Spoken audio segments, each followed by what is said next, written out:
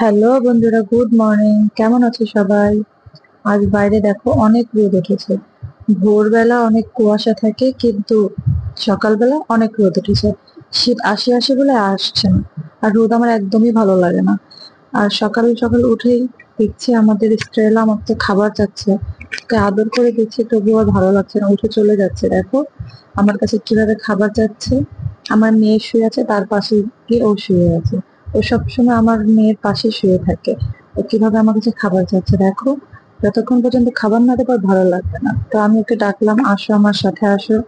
তখন ও আমার সাথে চুপটি করে চলে যাচ্ছে, খাবার চাচ্ছে আর আমার সাথে চলে যাচ্ছে।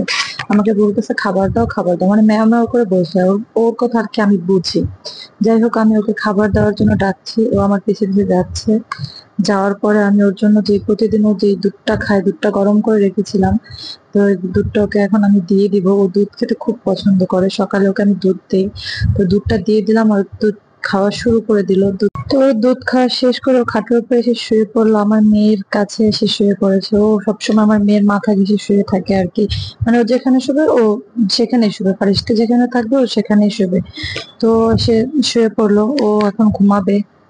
কারণ ওর পেট ভরা, ও ঘুমাবে। তো আমি ওকে একটু আদর করে দিলাম, ও চুপটি করে ঘুমিয়ে পড়লো আমার হাতটা ধরে। যাই হোক বন্ধুরা, আজকের ব্লগটা এতটুকু। তোমাদের যদি ভালো লাগে চ্যানেলটা সাবস্ক্রাইব করে দিবে আর লাইক করে দিবে, তাহলে আরো বেশি বেশি ব্লগ দেবো। Bye bye.